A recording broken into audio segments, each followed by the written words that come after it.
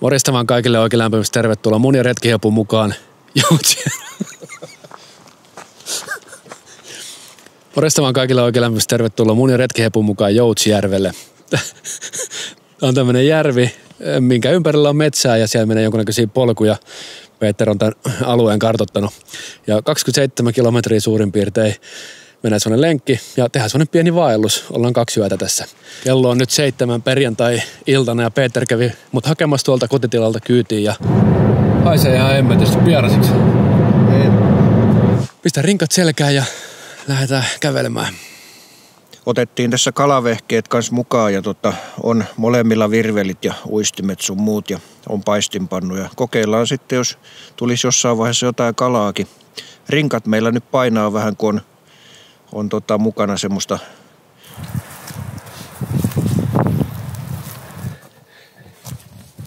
Jaksaa Retkiheppu. Kyllä. Oli jätkällähän joku oma YouTube-kanava kanssa, jos sitä tiennyt. Ei varmaan kukaan tiedä.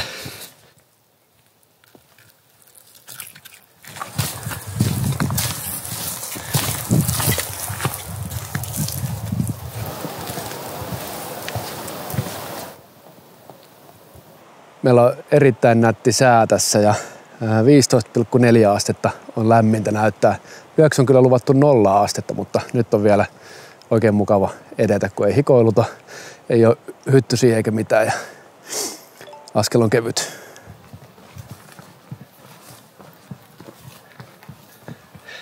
Nyt tuli taas tämmönen oja vastaan. No. Kunnon kanjon. Joo. Ihan siistin näköisiä nää. Onko sä nähnyt semmoista majavaikin?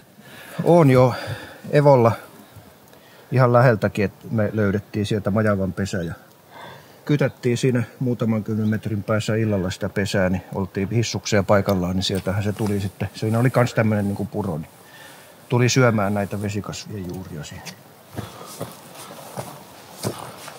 Aika hienon näköisiä, mutta vähän omituisia tämmöisiä keloja, katkaistuja keloja luonnossa.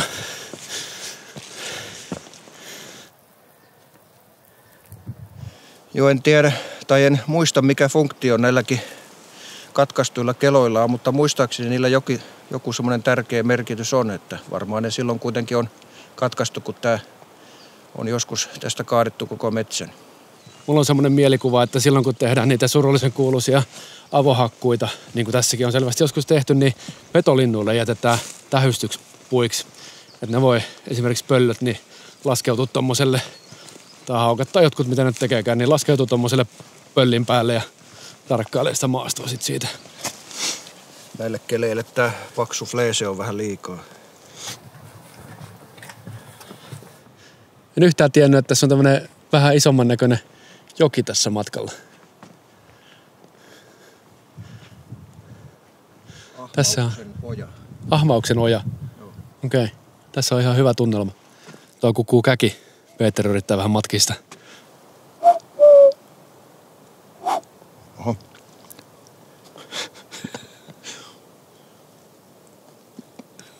Tuliko suorituspaineita? Noin. Noin.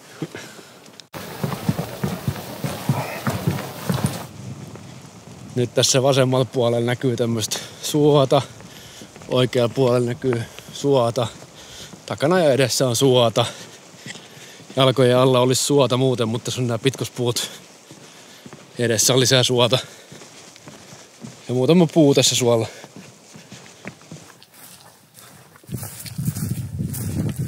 Just tultiin tähän järvenrantaan, niin 3 kaakattoja lensi suoraan tosta meidän yläpuolelta. Tiedätkö minkä linnun pönttö tossa on? Olisiko telkkä? Telkän pöntöt tehdään tolleen rantaa yleensä. Mm-hmm. Eli me ollaan nyt tuossa risteyksessä. Ollaan täällä täysin itäpuolella Joutsjärveä. Ja tuossa nyt risteyksessä jatketaan tonne suoraan vielä. Tässä on ehkä mutkineen päivinen semmoinen 1,2 kilometriä tuohon Kulhanlahdet. Mä en ole varma, toi saattaa olla Kulhanlaavu nimeltään tuo.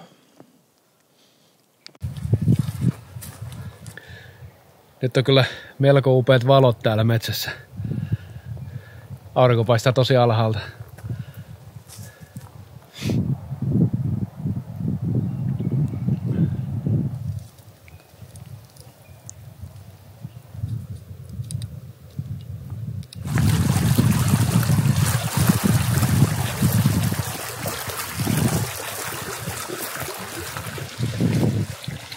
Kello on nyt vissiin joku 10 illalla.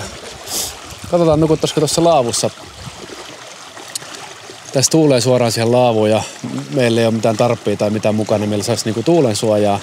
Niin, mutta siinä näyttäisi, että siinä on joku pressu jätetty siihen ehkä just sitä varten luultavasti, että on helppo laittaa tuulen suojaa siihen laavulle. Niin, kun ei ole ytököitä vielä tullut, niin laavulla yöpyminenhän on niinku mukavaa silloin, kun on hyvät olosuhteet siihen. Pakko laittaa kuoritakin päälle, niin jos toi tuuli ei ottaisi niin pahasti.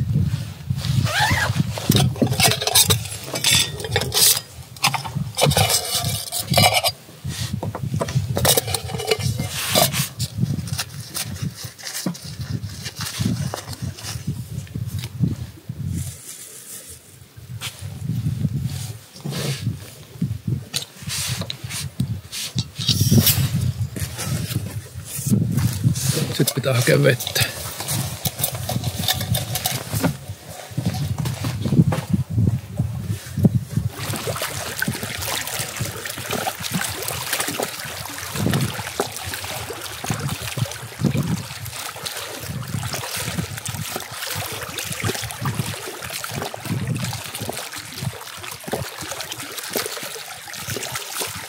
Aika hyvä.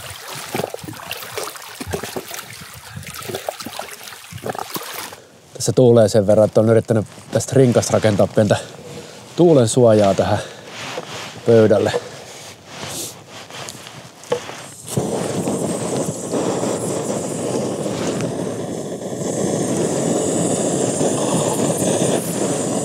Vähän huonolta näyttää kyllä.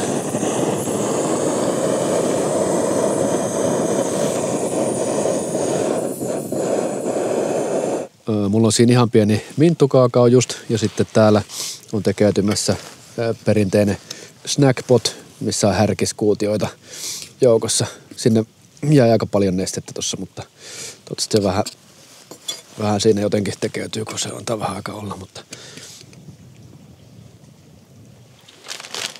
Joo, mä katsoin vain just Joo, oli kyllä oikein mukava yllätys, että sattui tässä laavussa oleen tämmönen iso pressu, niin saadaan se, kun tähän on laitettu kaiken näköisiä nauloja tähän yläparruun, niin saadaan tää sitten laitettua meille tuulen suojaksi. Pressussa on näitä pieniä lenkkejä, niin näin.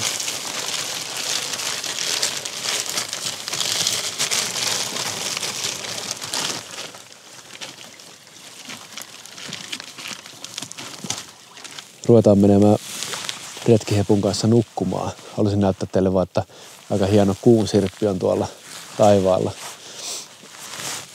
Meillä on ollut mukava ilta. Tässä ollaan vähän vaihdettu kuulumisia, kun pitkästä aikaa ollaan tavattu. Ja nukutaan tuossa laavussa ja aamulla taas nähdään. Hyvää yötä. Kenkä jalkoon.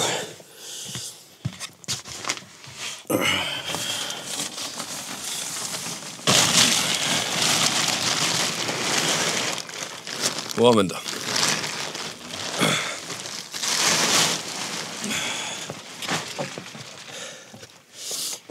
En mitenkään erikoisen hyvin nukkunut, kun toi retkiheppu kuorsasi koko yön aika hyvin tossa vieressä, mutta kellon mukaan 5 tuntia on tullut unta.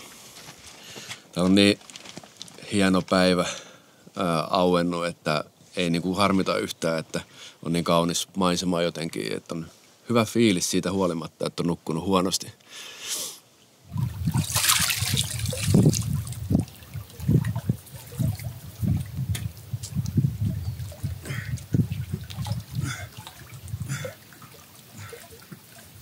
Mulla on rinkan sisällä tämmönen nylofyymi pussi, mihin mä pistän mun villasukat yökalsarit, makuupussin. Tänne tulee jotain muutakin. Sitten mä sen jälkeen sidon tän solmulle. Näin, niin sitten mulla on periaatteessa rinkassa vesitiiviisti osa tavaroista sillä, että jos vaikka sattuisi mulahtamaan johonkin tai tulisi joku sade, niin nää pysyisi kuivana sitä.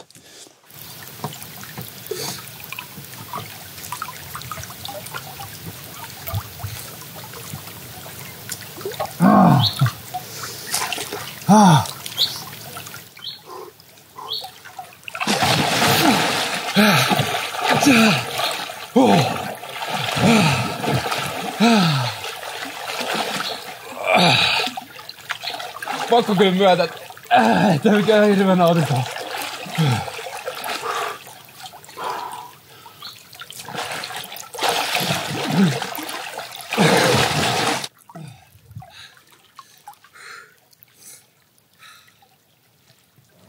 Nyt on uinnin jälkeen oikein virkistynyt olo. Käydään hakee vähän vettä tosta vielä. Aamukahvia ja aamupuuroa.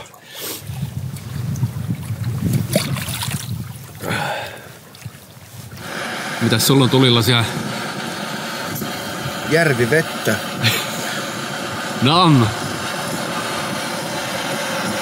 on tässä leipää, juustoa, sit siellä tulee kahvi, sit mulla on tommonen kaura, banaana, suklaa, puuro siinä ja siellä kiehuu vedet.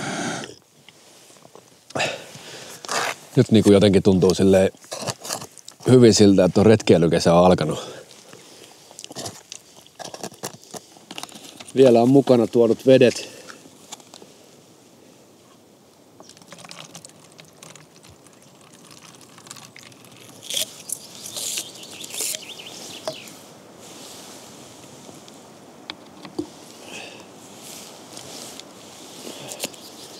Muuta syöty aamupala ja pakattu tavarat ja kohta ruvetaan marssimaan eteenpäin.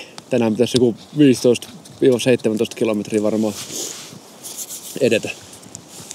Nyt on leiri kasassa ja ollaan lähdössä jatkamaan matkaa, mutta Peter meni vielä retkitubettaa tuohon laiturin nokkaan.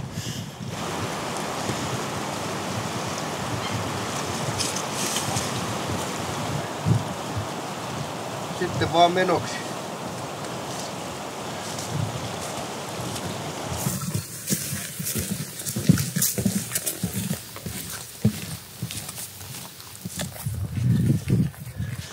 Täällä on oikeastaan aika hienoja suopätkiä, niin kuin tääkin nyt. Että tässä on tämmöistä kuivunutta kanervaa ja tosi upeata suota. Ihan on semmoinen niin olo jotenkin, kun olisi Karjalassa, mutta ihan viime vuosina mä oon niin kuin vasta oppinut tuntemaan, että Länsi-Suomessa on myös niin kuin tämän tyyppisiä paikkoja. Mutta kyllä suot on hienoja.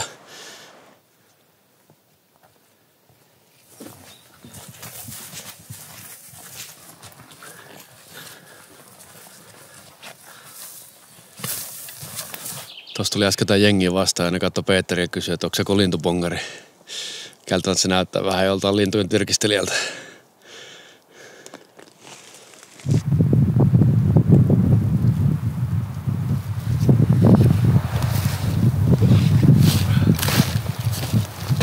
Pakko vähän hörppää vettä välissä.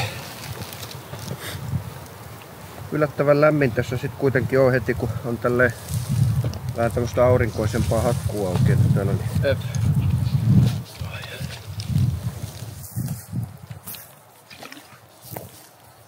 Nämä uudet korkit on ihan just sieltä.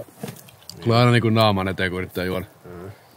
Nyt ollaan reilu tunti tultu ja 2,6 kilometriä. Ja pikkusen tarvitaan semmoista pientä taukojoogaa. Otetaan ensin oikeasti jalasta kiinni. Vasen käsi kurkottaa tonne eteen ja tuntuu venytys etureidessä ja vähän lonkan koukistessa. Muistaan tietysti toinen puoli vielä. Oi. Sittenhän monesti tässä on se, että vyö voi laskeutua tähän ja rinkan lantiovyö varsinkin, niin nämä etukoukistajat, vai mitkä nämä ikinä onkaan, niin niitä voi vähän kanssa venyttää vielä tälle sit lantio eteen. Kehonhuolto, se on tärkeää, että jaksaa sitten taas vaeltaa. Se pakko myöntää, että tämä patikointi niin toisinaan tää tuntuu tosi siistiltä, tää on tosi kivaa. Mutta aina silloin tällöin tää tuntuu kyllä aikamoiselta hölmöläisen hommalta niin sanotusti. Kävellä vaan painavan reppu selässä. Jaa, tästä tulikin jotain autoja vastaan, tämmönen parkkipaikka. Vähän tulee semmonen huijari olo, että nää on aloittanut niinku puolesta välistä reitin. Näillä on puolet lyhyempi matka meidän autolle kuin mitä meillä. Mulla ja Peterillä on kyllä molemmilla hieman kehon koostumus muuttunut, jos vertaa johonkin parin vuoden takaisin meidän yhteisiin videoihin, mutta se voi ajatella niin, että me onko talvi niinku kerrotettu rasvavarastoja ja nyt niille jaksaa kävellä. Nyt se energia tulee syvältä tuolta sisäelinten ympäriltä. Tuosta hyvää energiaa, millä jaksaa kävellä ja kantaa rinkkaa.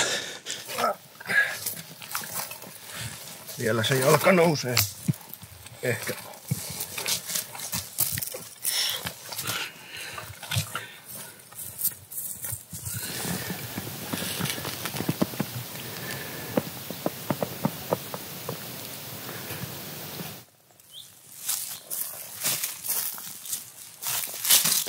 Tässä näette vähän, että miten korkeita puita tämä majava on lähtenyt tavoittelemaan. En haluaisi kyllä törmätä siihen majavaan, joka tekee tämmöistä jälkeen. Tässäkin se näyttää haukanneen tämmöiseen pikkunälkään ihan vaan tämmöisen rungon poikki. Mietin, mitä se tekisi ihmiselle. Tämmöisestä kosteikkometsästä yleensä löytyy tämmöisiä vihertävän sinisiä puunkappaleita. Se on semmoinen lahottajasieni kuin patinanastakka, minkä juuristo tai itiöt niin kuin värjää tämän puun tämmöiseksi vihertäväksi.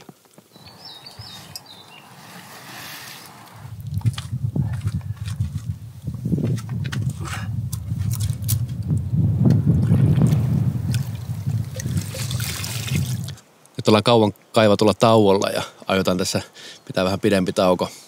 Peter on lupautunut tekemään meille ruokaa. Se aikoo keittää perunoita ja sitten on tuommoista valmiiksi savustettua lohta ja aikoo paistaa halloum-juustoa. Kyllä toi vaikka vaan 6,6 kilometriä käveltiin tähän, niin se oli ajoittain aika yllättävän kivistä se polku ja kauden avausvaellus tavallaan tässä meneillään. Niin kyllä se molemmilla tuntuu jaloissa, että aiotaan pitää pitkä tauko tässä nyt. Mulla ei sattunut lautasta mukaan, niin kokeillaan saataisiko tästä. Tässä olisi hyvä pinta jo valmiiksi, mutta saataisiko vähän puhtaampi ja tuoreempi. Noin. Tuli peräti 2 puhdasta lautasta. Josta voisi vähän jatkotyöstää vielä, kun se on vähän ikävä ominaisuus lautasessa, jos se on tälleen pyöreä se toinen pinta, niin koitetaan lohkaista vielä tosta.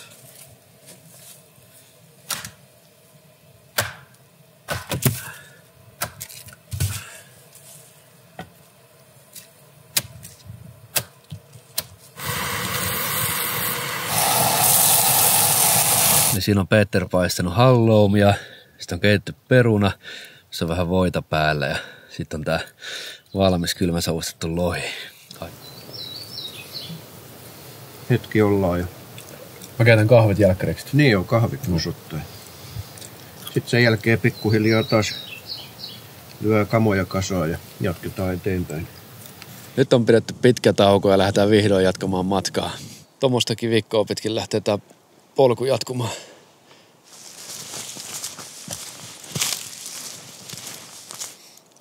Tää on paikoitellen tämmöistä kevyttä kivikkoa tää polku. Nyt tuli Kakkurin laavu vastaan. Tää on kyllä heittämällä hienomman näköinen leiripaikka tai taukopaikka, mikä täällä on. Mutta telttapaikkojahan täällä on tosi vaikea löytää. Et missään nuotiopaikalla ei ole ollut mitään helppoja telttapaikkoja.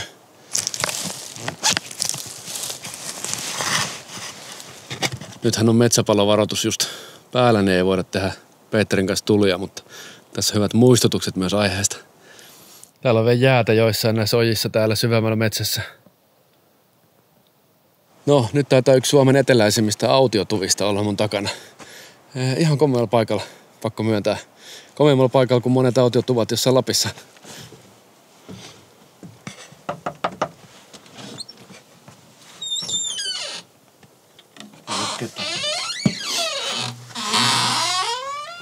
Aika pienen näköinen.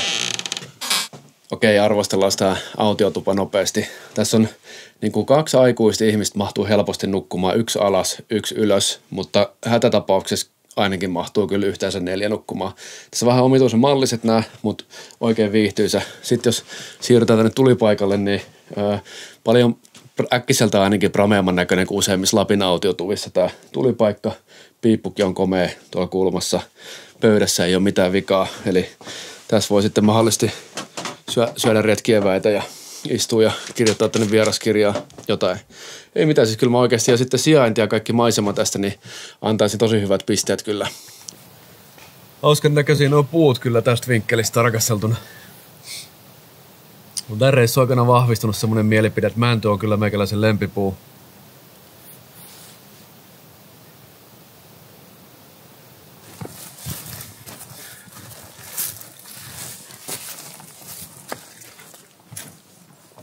Ja heter, Peter, Soijaa.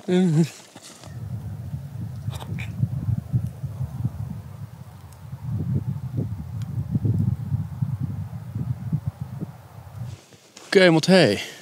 Nyt saavuttiin Tuurunkankaan autiotuvalle. Mennään katsoa, tässä on tämmönen venelaituri tässä. Ei että mikä järvimaisema.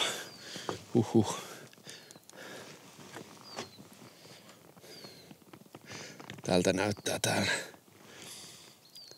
Mä luulen, että tässä on paljon parempi uimapaikka kuin se edellisellä laavulla. Mutta siis ei tää kyllä miljoona muuten voita sitä edellistä autiotupaa, mikä oli tosi hieno paikalla, mutta toi ranta on hieno tässä. Okei, käydään tekemään pieni tupakierros myös täällä. Okei. Joo. Ei periaatteessa paha. Ei paha. Vai täällä on enemmän. Tää on vähän isompi kuin se edellinen tupa. Periaatteessa vähän niinku rähjäsempi. Ikkuna on vähän rikki ja tulipaikka jotenkin vähän omituinen. Mutta tarvittaessa tähän luultavasti mahtuu nukkumaan 1 ihminen tai 2 ihmistä enemmän kuin siihen toiseen tupaan. Katsotaan sitten vähän noita ruokahommia, että vielä tähän onnistuisi yhden voileivän teko. Olisi Salu muutenkin kiinnostunut voileivästä. Voisihan tuota ottaa. Joo, tähän tulee pelkkää leipää ja juustoa. Joo, mulla on se voikin tuolta. Ai, sulla on kyllä voitakin. Tänne teäksessä päivänä. Joo. Joo. Eiku mitä, ei silloin kuin 2. No, siinä on, siinä on leipä. Joo, Yksi.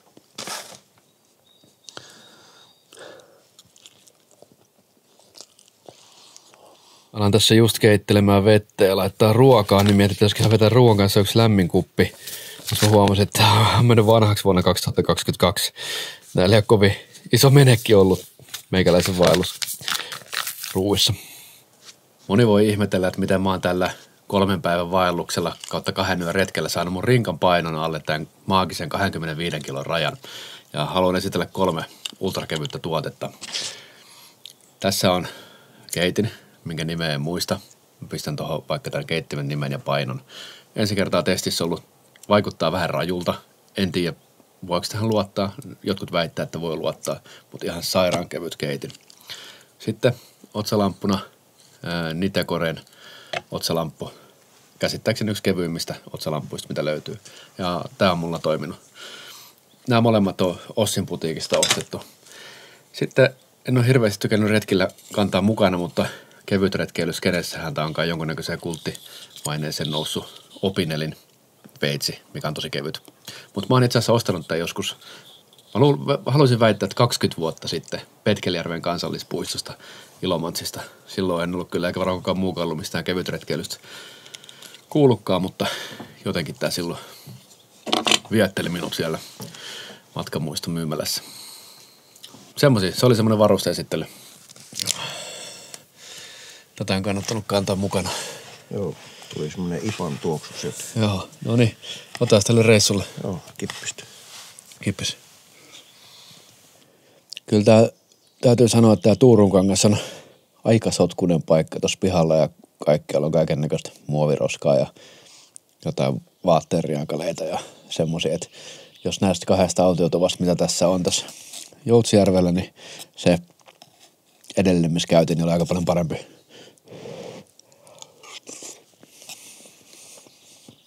Joo, no nyt kun tässä tuvan ympäristössä on viettänyt vähän enemmän aikaa, niin tulee sellainen vaikutelma, että täällä on ollut jotkut uuden vuoden bileet ehkä 2005 ja niitä on vieläkään jälkiin siivottu kunnolla.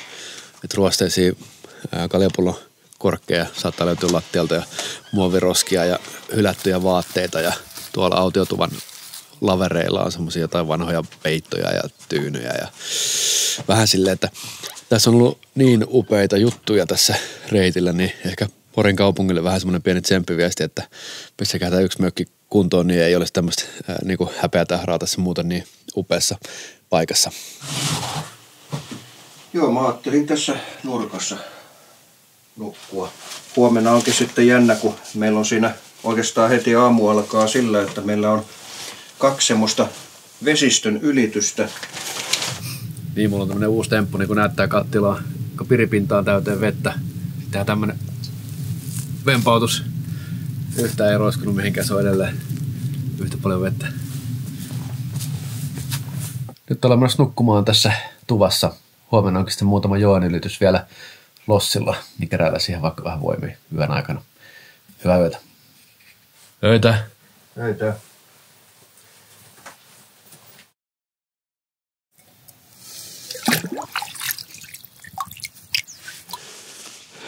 Huomenta kaikille.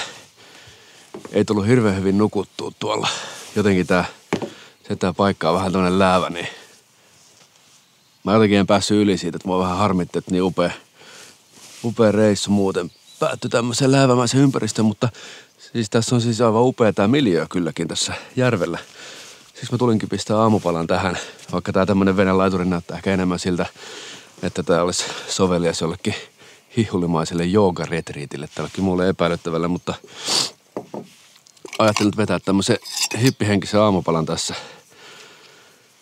Niin laitetaan kahvia ja sitten mulla on tämmöistä jotain ihme granola juttuja jäänyt joltain talojen vaellukselta, niin ruvetaan kokkailemaan. Noin päin vaan.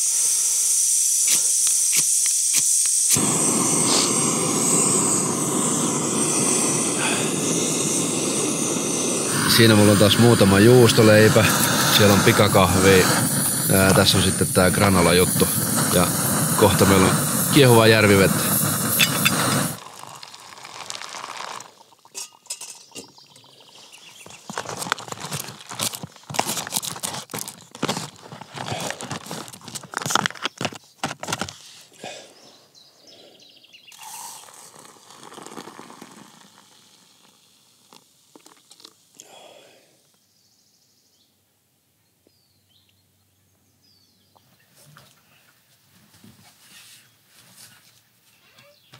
All right. Iso kivi.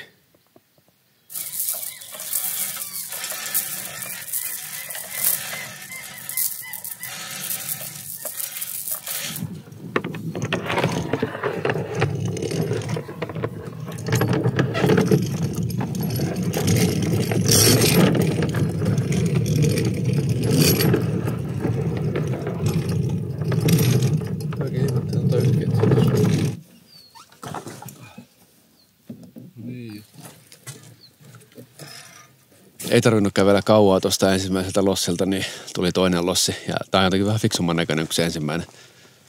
Tässä just Peter mun takana asettelee kameraa, kun se aikoo sen YouTube-videon kuvata semmoisen kohtauksen, kun se vetää tuota lossia tosta. Sitten tästä vaijerista kiskommalla vedetään itsemme tuonne toiselle puolelle.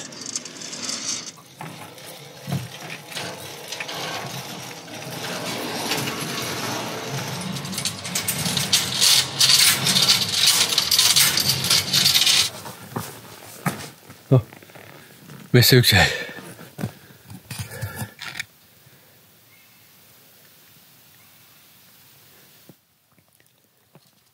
Tässä lähestytään parkkipaikkaa juuri ja autoa. Tää on ollut tämmönen reissu. Onks Peterille jotain viimeisiä sanoja ennen kuin me piilotaan sun semmosen säkis tonne? No ei kai tässä muuta. Siis reitti on kyllä ollut ihan silleen mukavaa, että toki ne kauheat tämmöiset kivikot, niin ne oli pikkasen raskaita kulkea, mutta muuten ihan semmoinen mukava. Välillä vähän suota ja välillä taas metsää ja järveä ja semmoista. Ihan mukava. Kiva, että olet katsonut videon tänne asti ja harkitset, että tykkäisit tästä videosta, tilaisit myös Retkihepun YouTube-kanavan ja nähdään seuraavalla videolla. Moro! Moro!